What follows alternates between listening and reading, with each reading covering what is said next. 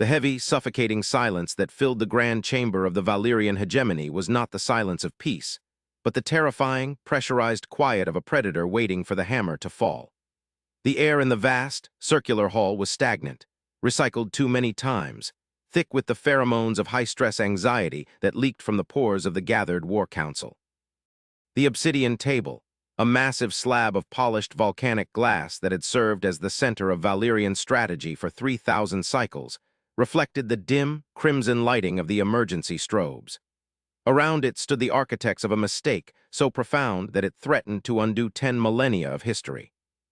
They were the High Lords, the Fleetmasters, and the matriarchs of the hegemony, beings of chitin and sinew, towering figures accustomed to the worship of subject species and the undisputed dominance of their sector. Yet now, their mandibles twitched with involuntary tremors, and their compound eyes darted toward the massive holographic dome above them, which displayed the void surrounding their homeworld. It was empty. Terrifyingly, impossibly empty. High Executor Krazen thrummed his claws against the obsidian surface, the sharp click echoing like a gunshot in the stillness.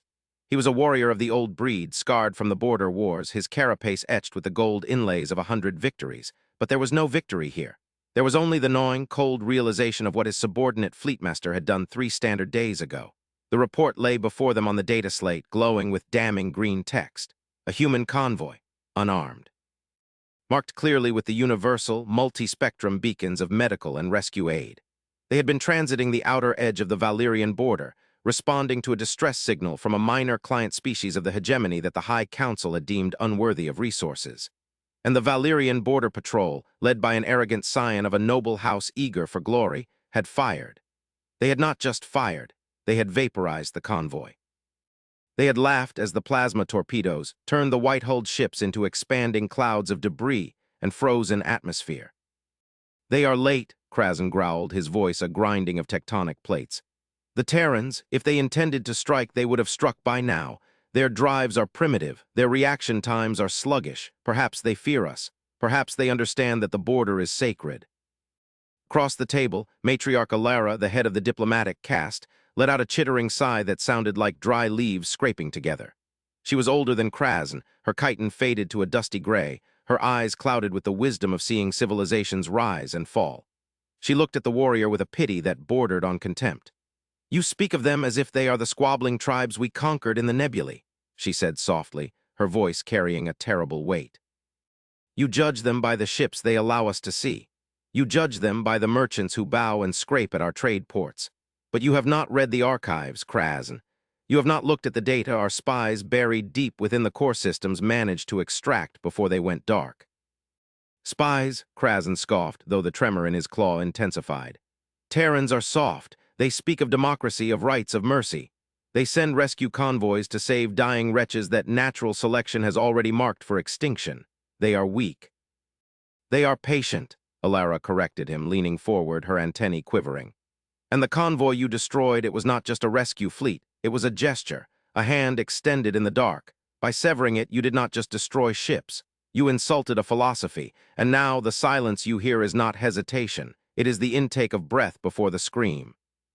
The room descended back into that heavy silence, but the atmosphere had shifted. The mention of the deep archives had unsettled the younger Fleetmasters. They knew only the propaganda of the hegemony, that Valyrus was eternal, that their fleets were invincible, that the galaxy belonged to the strong. But the destruction of the convoy had felt wrong. Even the gunners who had pulled the triggers reported a strange lack of defensive maneuvering from the human ships.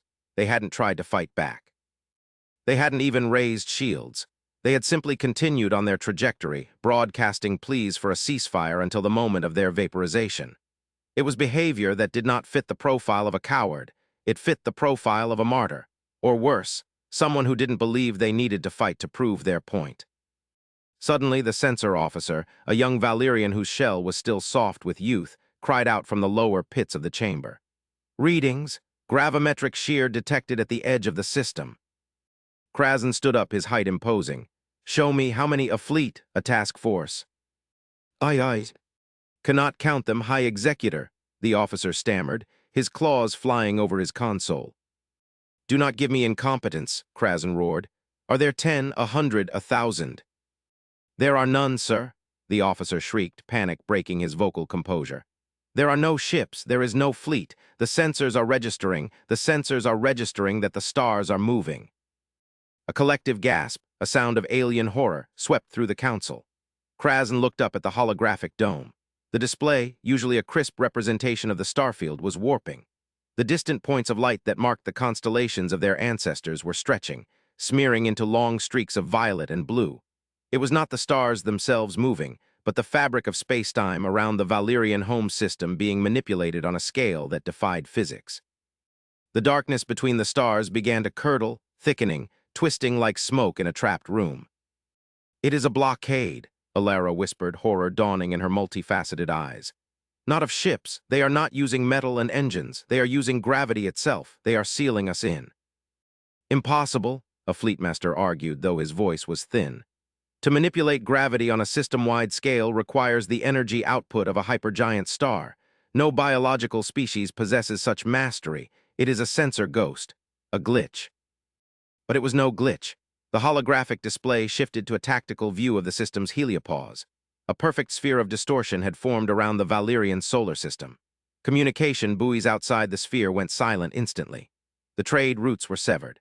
The patrol fleets stationed in the outer belt reported that their warp drives had simply ceased to function, the physics required for faster-than-light travel rendered null and void by the artificial anomaly.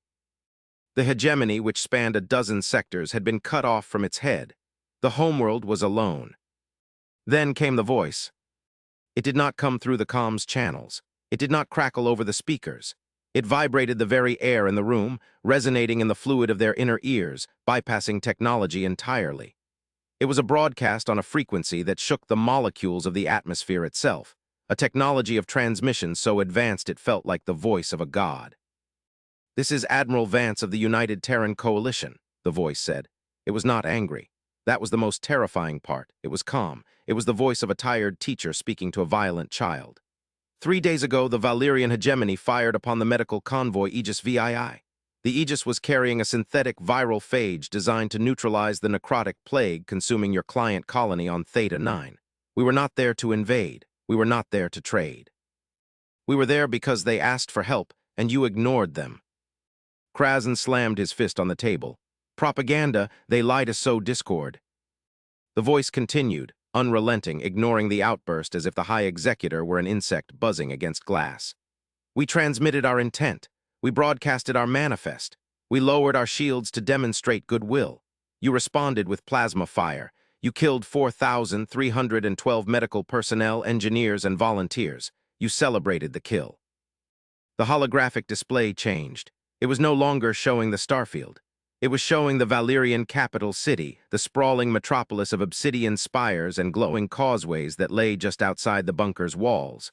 But something was wrong. The city was dark. "We have severed your connection to the Galactic hypernet," Admiral Vance's voice intoned. "We have neutralized your warp capability. We have dampened the fusion reactions in your power grids. Look out your windows, High Lords. We have not fired a single shot. We have simply turned you off." Krasin rushed to the heavy blast shutters of the war room. With a manual crank, he forced them open. The view that greeted him stopped his hearts. The great city of Valoris Prime, a jewel of light that had shone for thousands of years, was pitch black. The flying transports had been grounded. The massive orbital elevators hung motionless. The shield generators were dead. Only the pale, ghostly light of the planet's moons illuminated the panicked streets below. "This is total retaliation," the human voice said, and for the first time a hard edge crept into the tone. "You believe power is destruction. You believe retaliation is the exchange of fire. You are children playing with matches in a library. We are the librarians, and we have decided to extinguish the flame."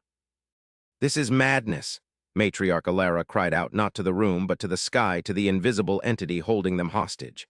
"You will kill billions. Without power, the environmental scrubbers will fail. The food synthesizers will stop. You commit genocide to punish a skirmish." "No," the voice replied. "We are not you. Look up."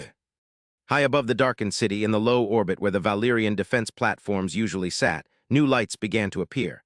They were not the harsh red of weapon ports, nor the blue of engine exhaust. They were soft, white lights. Thousands of them. They descended through the atmosphere like falling snow, silent and graceful. As they grew closer, the War Council saw them on the magnifiers. They were heavy-lift drones, cargo pods. Massive atmospheric filtering units dropping from the belly of invisible stealth carriers. "We have disabled your war machine," Vance stated, "but we have assumed responsibility for your civilian infrastructure. The drones descending now are carrying independent power cells for your hospitals. They are carrying food reserves for the colony you neglected. They are carrying the atmospheric scrubbers your own failing technology could not support. We are not here to kill you.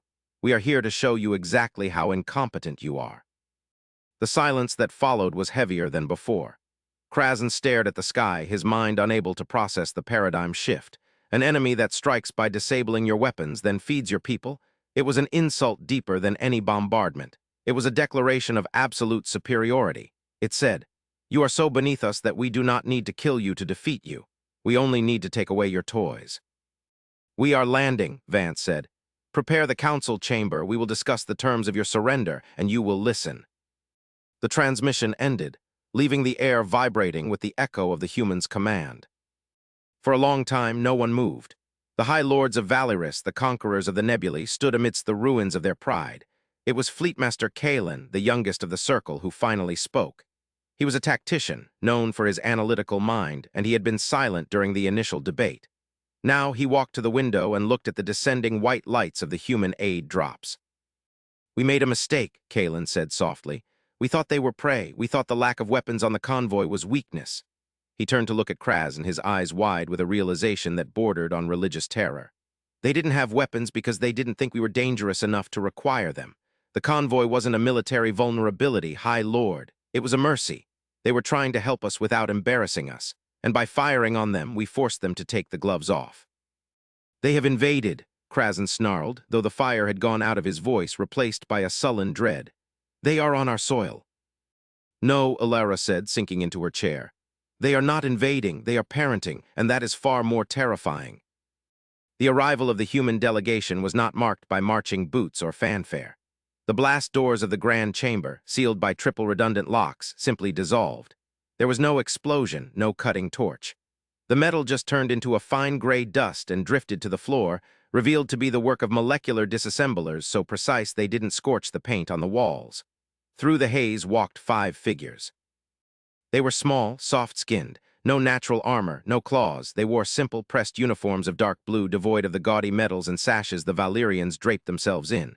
They looked fragile, yet as they walked into the room, every Valerian instinct screamed predator. It was the way they moved, efficient, balanced, unafraid. They didn't look at the guards who leveled plasma rifles at them. They didn't flinch. They knew with absolute certainty that the rifles wouldn't fire. And indeed, when the guards pulled the triggers, the weapons merely clicked, their power cells drained remotely by the dampening field that now permeated the citadel. The leader, a man with graying hair and a face etched with lines of exhaustion, stepped forward. This was Admiral Vance. He looked around the room, his eyes lingering on the obsidian table, the maps of conquest, the ornate weaponry on the walls. He looked unimpressed. "Sit down," Vance said. It wasn't a request. The High Lord sat. Even Krasen, compelled by a force he couldn't name, lowered his bulk into his command chair. "Let us be clear about the narrative of history that ends today," Vance began, pacing slowly around the table. "For 300 years, the Valerian hegemony has expanded through aggression. You have annexed 14 primitive worlds. You have taxed them, enslaved them, and ignored their needs. You built a philosophy on the idea that strength is the ability to inflict pain." He stopped in front of Krasen. "We, the Terran Coalition, have watched you for 50 of those years. We debated intervention. Many of my colleagues argued that you were a threat that needed to be excised. Others argued that you were a developing culture that needed time to mature. We chose the path of non-interference. We chose to observe. We traded you through intermediaries. We let you think you were the apex predators of this sector because it kept you calm." Vance leaned in, placing his human hands flat on the alien table. "But then you fired on the Aegis. You killed healers. You killed scientists who had volunteered to save a species they had never met, a species you claimed to own but refused to help. That crossed the line from developing culture to rabid animal." "We were protecting our borders," Krasen spat, trying to salvage some shred of dignity. "The convoy was unauthorized. It violated the exclusion zone."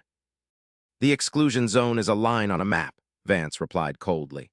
"Life is a reality. When the distress call came from Theta 9, protocol dictated we answer. We hailed you. We informed you. Your local commander, a fleetmaster named Vorian, laughed and opened fire. He is dead, by the way. His ship was the only one we destroyed today. We vaporized it with a targeted lance strike from 3 light-years away. Precision, not indiscriminate slaughter. A hologram flickered to life in the center of the table, projected from a small device Vance placed there. It showed the galaxy, but not as the Valyrians knew it. It showed their territory as a tiny red stain in a vast sea of blue. You think you are an empire, Vance said, gesturing to the blue expanse. This is the Terran Coalition. You occupy less than 1% of the habitable systems in this arm of the galaxy. We surround you on all sides. We have surrounded you for a century. We cloak our systems. We bend light around our patrol fleets. We built a cage for you, hoping you would learn to play nice inside it. You just rattled the bars. The revelation hit the Valyrians like a physical blow. The scale of the map was incomprehensible. If the data was real, the Terran Coalition was not just a neighbor. It was a galactic superpower of ancient standing, a leviathan that had been sleeping next to them, unnoticed. Why, Ilera whispered, if you are so powerful, why hide? Why let us strut and conquer? Vance's expression softened, just a fraction. He looked at Ilera with something akin to sadness. Because, matriarch, we learned the hard way that when a giant walks among toddlers, the toddlers get stepped on. We value cultural diversity. We wanted the Valyrian culture to find its own path to enlightenment. We didn't want to enforce our morality on you. We wanted you to choose it. He paused, his eyes hardening again. But you chose murder, so now the experiment is over. What is your demand? Kalen asked, his voice steady despite his fear. You have disabled our fleet. You have humiliated our command. You surround us. Do you demand our surrender, slavery, tribute? We demand competence, Vance said, surprising them all. He tapped the table. The hologram shifted to show the Theta 9 colony. It was a wretched rock, the people dying of a plague that turned their blood to sludge. The Aegis was carrying the cure, Vance said. You destroyed it, but we have synthesized more. Your fleet is grounded, but your transport shuttles are still functional if we unlock them. Your total retaliation is this. You will take the cure we provide. Your high lords, your fleet masters, you personally will load the crates. You will fly to Theta 9. You will descend into the slums you ignored. And you will administer the cure to the people you failed. You will look them in the eye. You will clean their streets. You will rebuild their infrastructure with your own claws. Krasen stared at the human, aghast. You want us to be servants? We are warriors. We are the high command. Exactly, Vance said, his voice ice. And until you learn that the highest calling of a warrior is to protect the weak, you are not fit to command a starship. You are under indefinite martial probation. We will be watching. If you deviate, if you try to rearm, if you abuse a single civilian, the lights go out again. Permanently. Vance straightened up, signaling to his guards. The crates are waiting at the spaceport. You have 1 hour to get out of those ceremonial robes and into work suits. I suggest you hurry. The plague waits for no one. The humans turned to leave, but just as Vance reached the shattered blast doors, he stopped. He turned back, and for the first time, his face showed a flicker of something else. Fear, urgency. There is one more thing, Vance said, the room falling deadly silent. The reason the Aegis was in such a hurry, the reason we risked entering your space without a full diplomatic escort. He tapped his wrist comm, and the hologram changed again. It showed a sector of space far beyond the Valyrian borders, in the deep unknown regions of the Halo stars. We didn't just come to punish you, Vance said, his voice dropping to a whisper that carried across the room. We came to secure your sector, because they are coming. On the display, the darkness of space was not empty. It was moving, a shadow vast and undulati. NG blotting out the stars. It wasn't ships, it was a swarm. Biological, massive, consuming everything in its path. The Void Scourge, Vance named it. We have been fighting them on the other side of the galaxy for 1,000 years. That is why our tech is so advanced. That is why we cloak our systems. We are hiding from them, not you, but they have found a flank. They are moving toward this sector. The Theta 9 plague, it wasn't natural. It was a seeding, a scout spore. The Valyrian High Council stared at the screen, their petty conquests and pride suddenly rendering into dust. The scale of the threat was beyond comprehension. The shadow on the screen was larger than their entire empire. You fired on the rescue convoy, Vance said, and in doing so you destroyed the early warning samples we needed to analyze the new strain. You blinded us. Now we have to entrench. The blockade around your system isn't just to keep you in, it's to build a fortress. He looked at Kraz and then at Kalen. We are retaliating by forcing you to grow up, because in 6 months that shadow will be here, and if you are still playing with toy soldiers and shooting at ambulances, you will be extinct. We need allies. We need a warrior species that understands discipline, not just aggression. We need the Valyrians you could be. Vance stepped through the doorway, the dust swirling around his boots. Get to the colony, save your people, then come find us. We have a war to plan. The humans vanished down the corridor, leaving the High Council of the Valyrian hegemony in the dim red light. The silence that returned was different now. It was no longer the silence of fear or arrogance. It was the silence of a world that had suddenly grown much, much larger. Kalen looked at Kraz. The old warrior was trembling, staring at the shadow on the hologram. The arrogance was gone, replaced by the primal recognition of a true predator. Work suits, Kraz grunted, his voice rough. He looked at his ornate armor, the gold inlays, the medals of past, small wars. He began to unclasp his chest piece, the heavy metal clanging onto the obsidian table. We need work suits. Ilara stood up, her old legs shaking but firm. I will organize the transport wings. We will carry the crates. Kalen moved to the tactical console. He didn't look at the weapon systems. He looked at the logistical data for Theta 9. I will plot the distribution routes. We can save 80% of the infected if we move now. The High Lords of Valyris stripped off their finery. They left the war room not as conquerors but as workers. The total retaliation of Earth had not fired a shot, but it had destroyed the Valyrian hegemony completely. And in its place, something new was beginning to rise, something that might just be strong enough to face the dark. The weeks that followed the retaliation were a blur of humiliation and epiphany for the Valyrian people. The psychological impact of the event, as it came to be known, was total. The sky, once the domain of their proud fleets, was now a constant reminder of their impotence. The Terran blockade grid was visible at night, a faint hexagonal lattice that shimmered across the stars, a barrier that said you are grounded. But down on the ground, the reality was visceral. Fleetmaster Kalen found himself not on the bridge of a dreadnought, but in the mud of Theta 9. The atmosphere was thick with the smell of rot and ozone. The colony was a slum of prefabricated shacks and leaking industrial runoff, a testament to the hegemony's neglect. Kalen wore a gray, hazardous environment suit, stripped of rank. Next to him was High Executor Kraz, the once terrified lord now caked in grime, lifting heavy crates of medical synthesized protein. The humans were there, too. They walked among the Valyrians not as overlords but as supervisors. They were efficient, almost robotic in their focus. They didn't gloat. They simply pointed out inefficiencies. Lift with the hydraulics, not your back, a human engineer told Kraz, tapping the exosuit the old warrior was wearing. You'll tear a ligament. We need you operational, not in the infirmary. Kraz growled low in his throat but adjusted his grip. This is women's work, he muttered, repeating an old Valyrian proverb. This is survival work, the human replied dryly. And if you want to fight the scourge, you better learn that logistics wins wars, not posturing. Kalen watched the exchange. He saw something shift in Kraz. The old warrior was angry, yes, but he was also engaged. For decades, Kraz had sat in a room moving holograms. Now he was sweating. He was seeing the faces of the colonists, the smaller, weaker subspecies of the hegemony. They looked at the High Lords with terror at first, then confusion, and finally a hesitant gratitude. It was on the 4th week that the shift happened. A structural collapse in the lower sectors of the colony trapped 100 civ.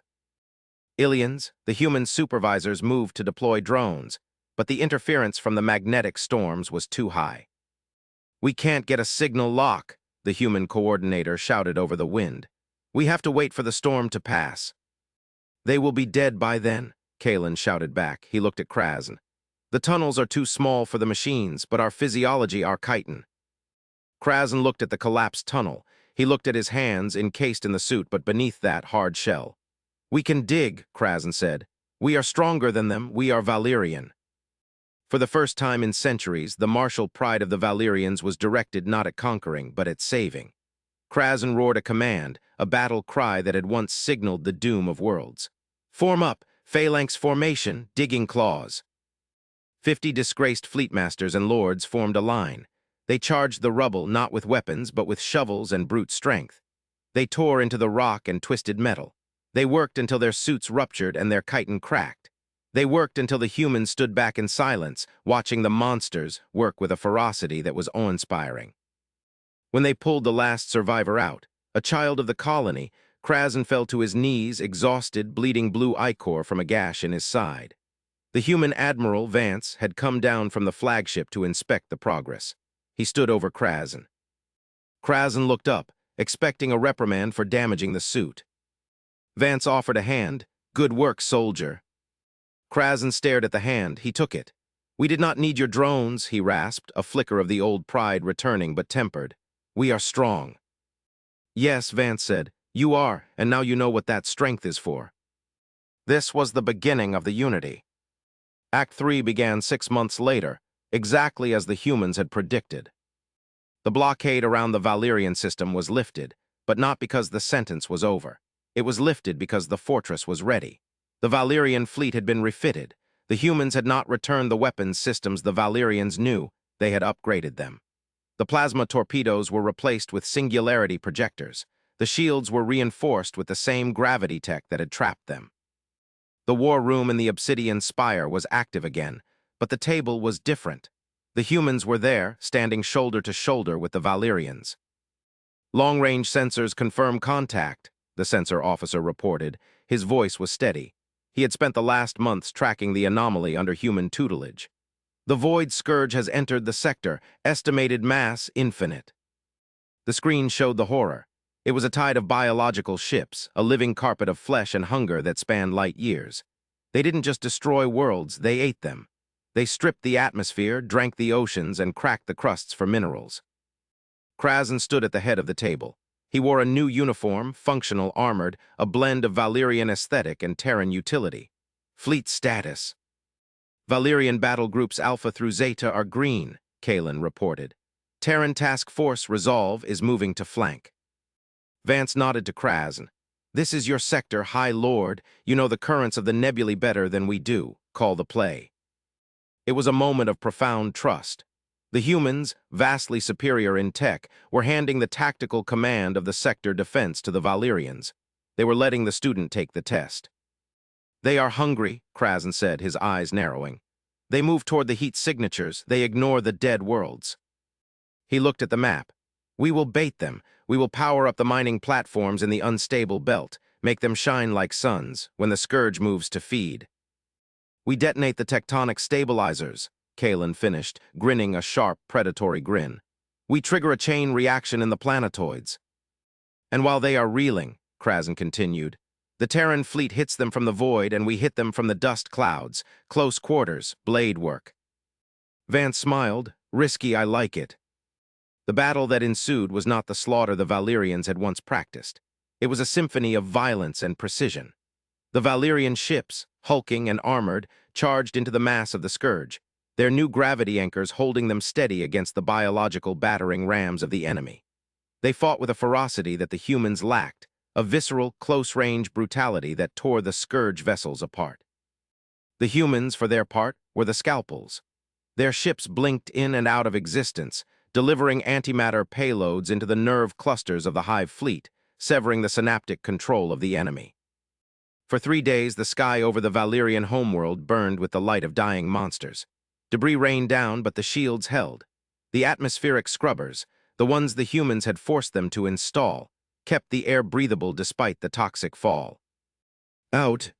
In the climax of the battle, a massive Scourge queenship, the size of a moon, broke through the lines and descended toward the capital. It was too large for the Terran weapons to vaporize instantly. It was going to impact the city. "Ramming speed," Krasen shouted into the comms. His flagship, the Pride of Valorous, was the only capital ship in position. "Belay that order," Vance's voice cut in. "You'll die, Krasen." "Then I die a High Lord," Krasen roared. "For the colony, for the homeworld." "No," Vance shouted. "Trust the tech. Activate the transponder I gave you now." Krasen hesitated. The massive maw of the queenship filled his view screen. He reached into his pocket and pulled out a small, unassuming metal disc Vance had given him months ago, saying, "Use only when the end is certain." He slammed it into the console. The universe seemed to pause. From the Terran flagship, a beam of light, pure and blindingly white, shot out. It hit Krasen's ship, not to destroy it, but to envelop it. The pride of Valoris began to shimmer, phasing out of standard reality. It became a ghost. The Queen ship passed through Krasen's ship as if it were smoke. The impact never came.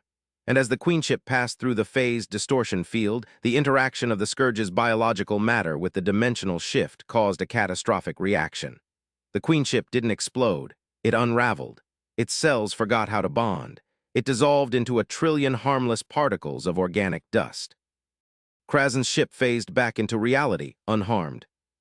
The battlefield went silent. The Scourge, leaderless and confused, began to scatter, easy pickings for the cleanup crews.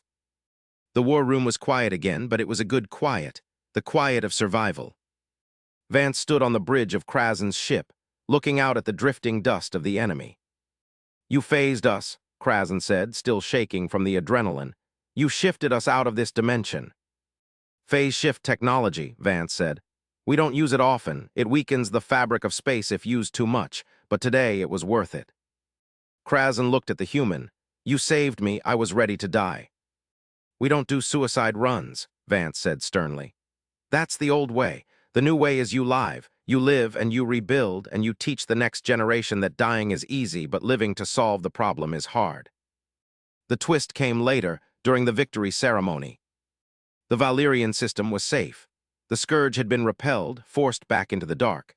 The alliance between Terra and Valoris was cemented in blood and ink. But as the celebrations raged in the streets below, Vance took Krasen and Kalen to a private chamber in the spire. He looked troubled. "There is something you need to know," Vance said. "The Scourge, they weren't invading." Krasen blinked. "What? They consumed 3 systems. They attacked us." "They were running," Vance said softly. He activated the hologram. It zoomed out past the Scourge, past the halo stars, to the very edge of the galactic rim. There was a signal there, pulsating, rhythmic. "We analyzed the navigation data from the Queen ship's corpse," Vance explained. "The Scourge are a hive mind. They operate on instinct. They were fleeing their own territory. Something scared them, something so terrible that it made a species of galaxy eaters run in terror." Kalen felt a chill that had nothing to do with the cold of space. What could scare them? Vance looked at the 2 aliens, his former enemies, now his brothers in arms. "We don't know, but the signal coming from the void, it's artificial, and it's counting down." The realization settled over them. The conflict they had just survived, the cultural revolution of the Valyrians, the total retaliation of Earth, it was all just the prologue. "The convoy," Kalen whispered. "The Aegis. It wasn't just carrying a cure for the plague, it was carrying sensor data from the deep rim. That's why you were so desperate to save it." Vance nodded. "We saw the shadow of what's coming. The Scourge is the wave, the tsunami is behind it." He held out his hand. "We have unity now. We have the strength of the Valyrian iron and the Terran mind. We're going to need it all." Krasen looked at the countdown on the screen. He felt fear, yes, but he also felt something else. He felt ready. He looked at his claws, scarred from digging in the mud to save his people. He looked at the human who had taught him that true power is restraint. "Then let them come," Krasen said, his voice deep and resonant. "We are the guardians of the gate now, and we do not kneel." The camera pulled back, through the window of the spire, rising above the city where lights, Terran and Valyrian blue and gold, mixed in the night. It rose past the atmosphere, past the blockade grid which was now a defense network, and out into the vast, silent, terrifyingly beautiful void. The countdown ticked 1 second closer to 0. The galaxy held its breath. But this time it was not alone.